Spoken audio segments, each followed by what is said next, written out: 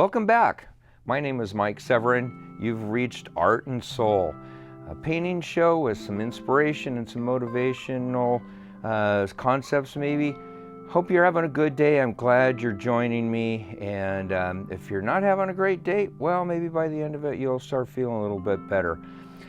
We've been working on this beautiful little lighthouse painting here for the last couple of weeks. And everything goes right tonight, we should be able to get that finished up, and we'll start in on a new painting next week.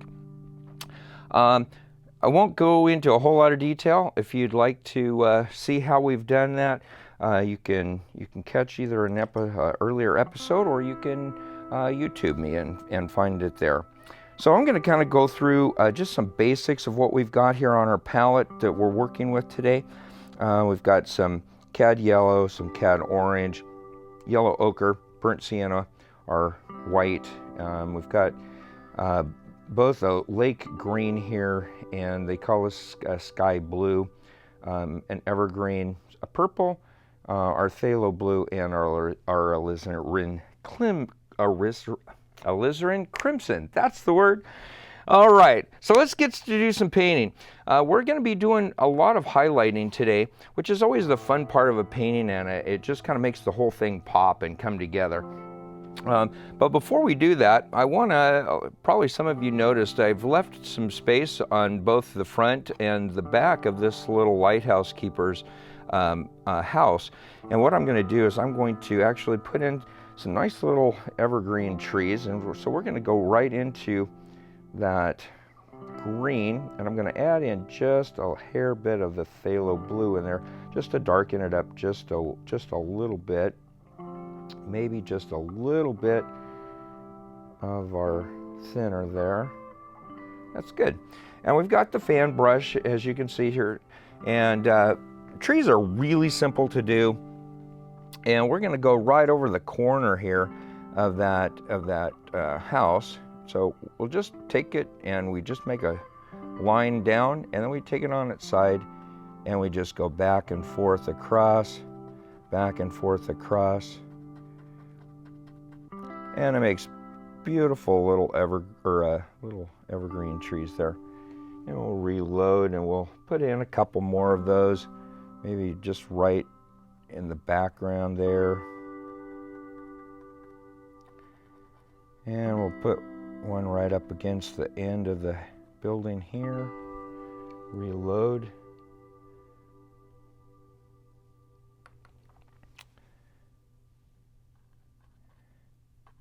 There we go. And across. And then we'll hit some highlights on that here in just a minute. In fact, why don't we just do that now? Well, that'll take care of that. We're going to put in maybe a little bush shrubs that are right there on the edge. So what I'm going to do is just touch with a little bit of that cad yellow, just to lighten that up a little bit, maybe a hair bit of the titanium white in there.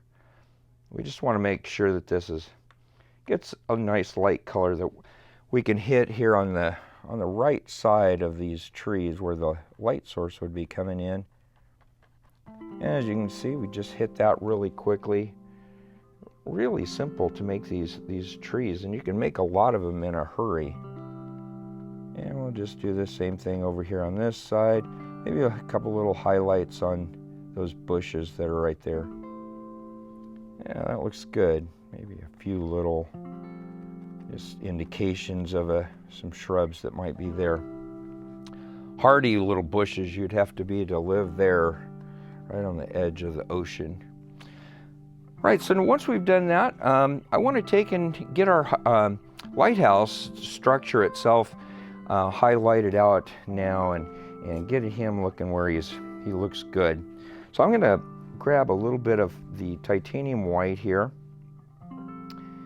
and I want to get just a hair of the phthalo blue. And I want to bring in a little bit of the burnt sienna just to dull that down a little bit, gray it just a little bit. And again, we're working, the light source is coming from the right here, so we want to make sure that that this side of the lighthouse gets really nicely lit with some highlights.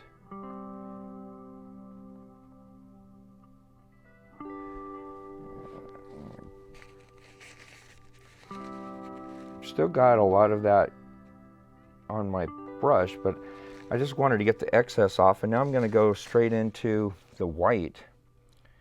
It's still, my brush is still dirty, so it's not like I'm just putting on pure white.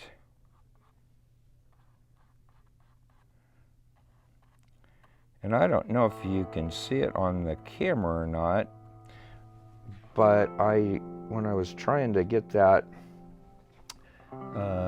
white up there to start with, I ended up putting my finger down and I had some green paint, and so I've got a big glob of green paint here on the canvas, and we'll just have to clean that up now.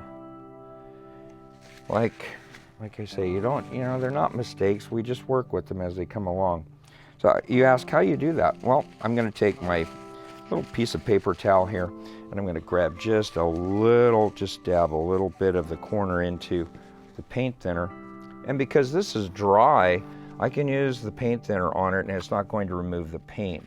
So I'm just going to take just a little bit there, and as you can see, that just wipes right off. No harm, no foul. That's the fun thing about this. We don't really make mistakes. There's nothing that we can't come back and fix. So now we've got that, I want to take and lighten up the actual where the light is coming in. And for that, I'm going to go straight into the white here, and just a little touch of the white, or the yellow, the cad yellow. And it doesn't have to be very much of the cad yellow. It's a very strong color. And we're not going to paint the whole thing. We've already got a lot of it. It's already blocked in, but we just want to do some highlights, just to lighten it up a little bit. And so we just come across, and I'm just kind of dry brushing. I'm not really hitting it real hard. I don't want to cover up all of that kind of that yellowish that we've got on there. We're just trying to do a light grazing over the top of it. And maybe with that same color, we'll just come in and just maybe hit just an edge up here on the corner of the, and then let's just do the same thing. We've already got it on the brush, and really just very light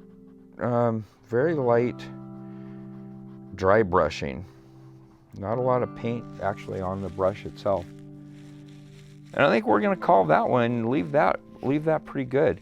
So now we'll take and hit some of these rocks in here really quickly, and then we'll move on and get some of the water splashing up there on those rocks. So I didn't clean my brush. I just wiped it off on the paper towel. I go straight into that burnt sienna, and I'm going to go into that yellow and white mix that I had there. And we'll come right back in with another splash of some white in there. Yeah, so we've got just a very light little tan, or maybe just a hair of the yellow ochre in there. And we're just going to come back in where we've already kind of outlined where those rocks are at. We just want to take and now just kind of put the candy on the surface, as I like to say. So we're not hitting all of it. We're just hitting the edges where the sun might be hitting the strongest on those rocks.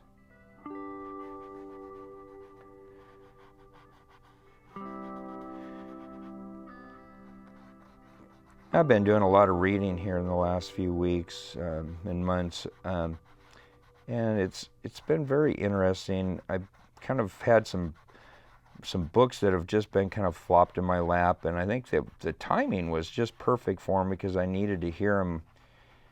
But a lot of them have been talking about how that everything in our world is related to each other and connected in some way or another. And it reminded me when I was kind of thinking over some of the stuff I had read about things that my grandpa had said once when we were out in the middle of the desert. We used to go out rock hunting all the time, and one morning we were sitting before we went out, and we were just sitting on the edge of this canyon rim, and Grandpa started pointing out all these different things. The desert looks like it's not much there, but there's actually a lot of life in the desert.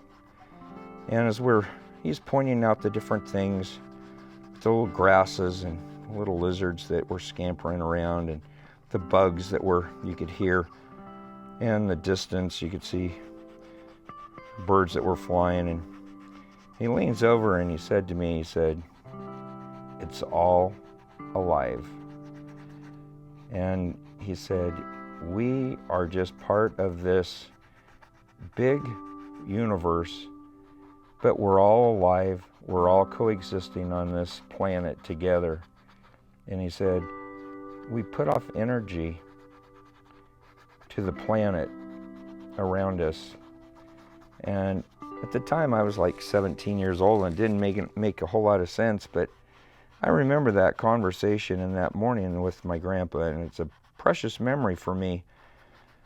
But I thought a lot about that in the last couple of weeks, that I think we kind of feel like we get lost in our world because we're just such a small little speck, we feel like, in the universe, but we're all connected in one way or the other.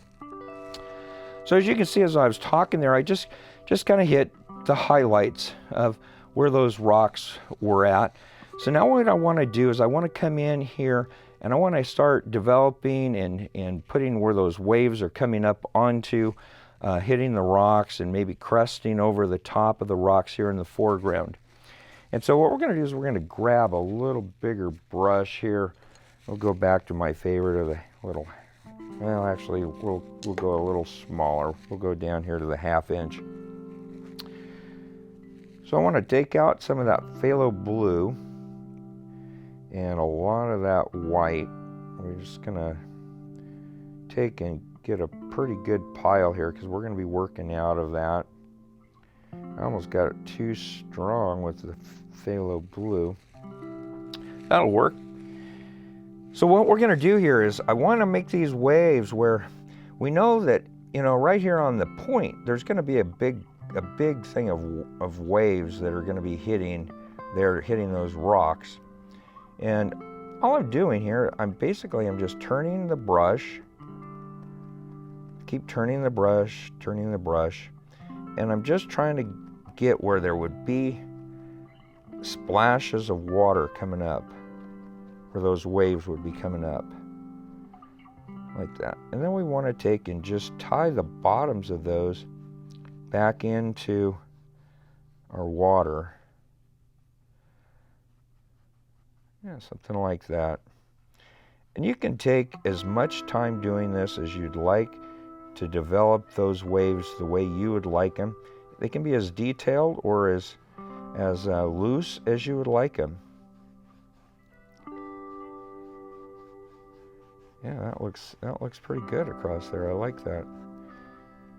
And I always like to take, any time I've put and introduced a color in, I like to take and put it at different spots throughout the painting because it carries a lot more of the continuity across the painting. So we've kind of got those just blocked in there. So now we want to take and we're going to go straight into our white, just a big old glob on the end of the brush there. And we want to take now and hit just the tops of those waves that we've got that are hitting the edge of the rocks. Waves are really interesting, and watching the splashes and the way they react when they hit the rocks, it's very cool. And I'll grab some more white right on the end of there. And again, I'm just touching and letting the canvas pull off the paint that it wants. You know, that's the part of the art that is really neat, because you've got everybody's perception of what they see and what they like is different. And that's what makes painting fun. You know, you can just do it the way you want to do it. If you don't like the way I make my waves, that's perfectly fine. That's your prerogative, and you do them the way you like to do them. So I'm just reloading up here. And I want to take and go down here now. It's the same thing in some ways. I'm just going to take, and this is where these waves are going to be. Basically, they're like coming straight at you.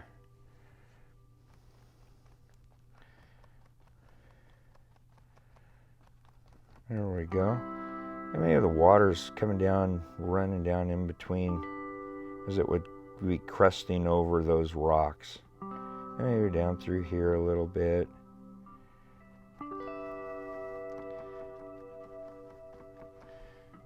Grab a little more straight into that white. But if you remember, I haven't cleaned my brush, so I've still got a lot of that phthalo blue, which is our watercolor, in the brush. So it's just mixing it on the canvas. So you get spots where you have a lot more white, and you have ones that are the blue. And then we come right back in over the top here, just to make a few of these little white right on the crests.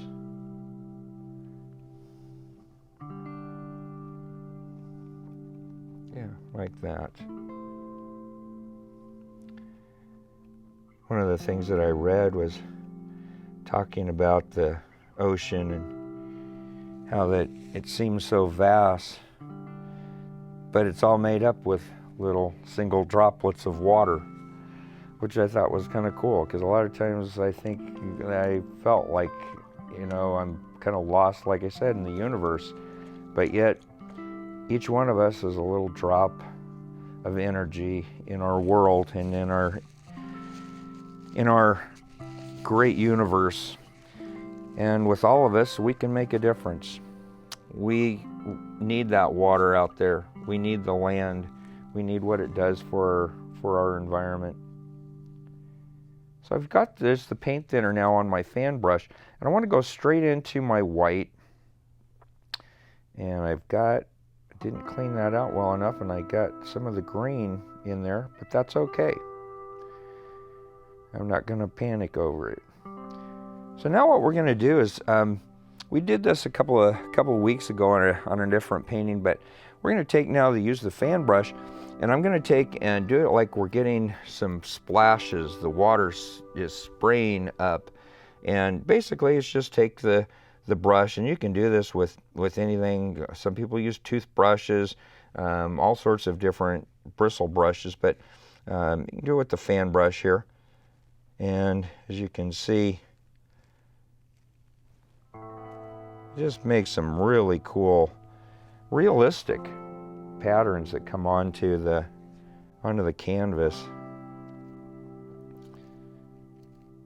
And if it gets over on the rocks, that's cool, because that's exactly what would be happening if you were standing there watching it in person.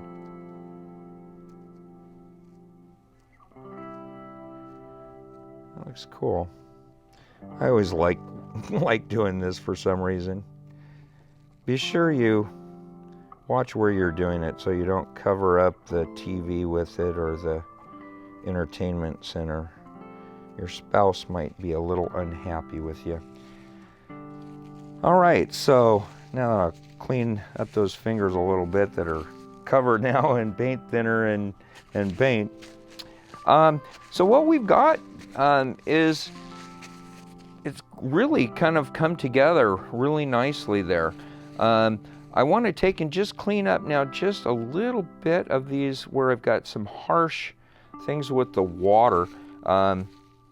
And they're not that big of a deal, but they're just, for me, I just want to clean them up just a little more, make it look a little cleaner. And so maybe just down here at the bottom, just touch a few places. Yeah. Basically, I'm just softening up those harsher spots.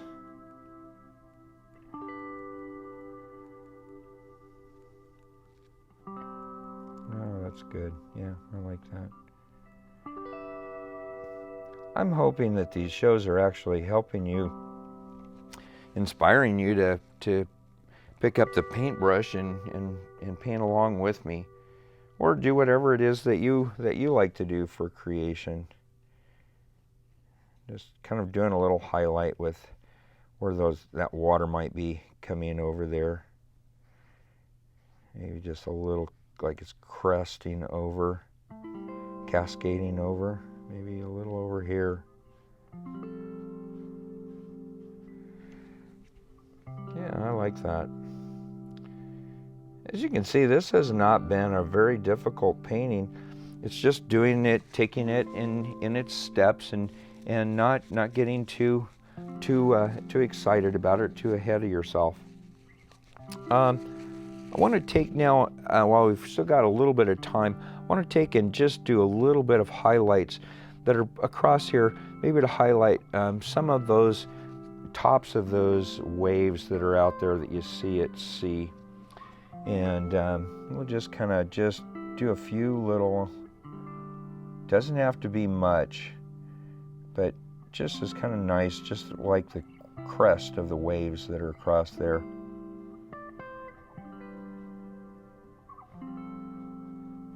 Like I said, everybody's perception of or interpretation, I should say, not perception, is different. And what they see and feel is different, and that's what makes us all unique, and that's why I love doing this. It's in meeting artists and just normal everyday people that don't do this on a regular basis but enjoy it. Their eye and what they see is very special, and I love that. I love that. As you can see, I've taken just, it was a good place for a wave there, so I want to just kind of use that to my advantage, and I just again made that like it's pulling over. Yeah, I like that. You know, and what I like and what you like are, you know, they may be the same or they may be totally different, and that's okay. That's what makes us all unique and special. And I think with that, I think we're going to pretty much call that painting good. I'm excited about coming in next week, and we're going to do a brand new painting. And I think what I'm going to do, I've had a couple of people that have wanted to find out about it, working with a black canvas. It's rather than the white stretch canvas, they're black, painted with black gesso. You can either buy them that way, or you can take a white one and paint it yourself. I've done it both directions. But it's kind of a neat way, and you can get some really cool effects that you can't necessarily get when you're working with a white canvas. The other thing I wanted to go through really quickly here. Some people have asked me what kinds of paints I use. There's all sorts of brands out there. Whatever is in your budget, use those. There's every kind of a price range imaginable. Almost all of these that I use here are Grumbacher brand, and brushes, a whole variety of different brushes for different techniques. But I have one was a rigger brush or a script brush, the fan brushes. There's all sorts of different sizes of these that you can use, and then the mainstay are the bristle brushes, and you can go from little, small ones up to, inch, 2 inch, whatever you're working on scale wise. But you don't have to go out and spend a small fortune. Just go and get a small pack, and I think that'll be great for you. And as you get into it, you'll find out what works for you. And then if you want to go and spend some more money and get something a little better, then you can. I'd like to leave you with this before I go. Have you ever gone through driving across town, and you get across town to your destination, and you kind of realize, I don't remember what route I took. I don't remember going through those intersections. I don't remember seeing anything around me. You were driving with your subconscious. Your subconscious knew where you needed to go. You've been there before, and it was just taking you there. Your brain was elsewhere. And I think I needed this. I found this when I was doing some reading, and it kind of just really resonated with my heart, that a lot of times we do that. We go across town, go through life in a blur. We're off in our own little world, kind of being carried along, just like we talked about last week, with the waves and the winds of life pushing us. I would encourage you, take time to be present with what's going on. We all plant seeds in our life, and I've come to the realization that maybe some of the things that have happened to me in my past have been because of the seeds that I planted in the past. I'm planting good seeds, and I know that if I plant good seeds now, I know that if I take care of myself, give it the nurturing that it needs, those things that I am dreaming about and going towards will come to fruition. I know they will for you too. But it takes stopping in life and not letting the world carry you away or your subconscious drive you through life. Be present in what's going on around you. Take time for yourself. Painting is a great opportunity to do that. Meditating, anything that takes and puts you into the right frame of mind to go forward. That's what you need to do. Don't get caught up in the world and all of the stuff that's happening around you and lose who you are and the direction you're going. Like I said earlier, we're all connected. We're all connected. I'm here for you, and if I can help you in any way, you want information about the show or something I've said, I'd love to hear from you. At the end of the show, there's credits that will be across the screen that'll have my email address and my Facebook account. I would love to hear from you, your input, things that might be going on in your life that I can help you with. I'd love to have that communication. Thank you again for joining me this week.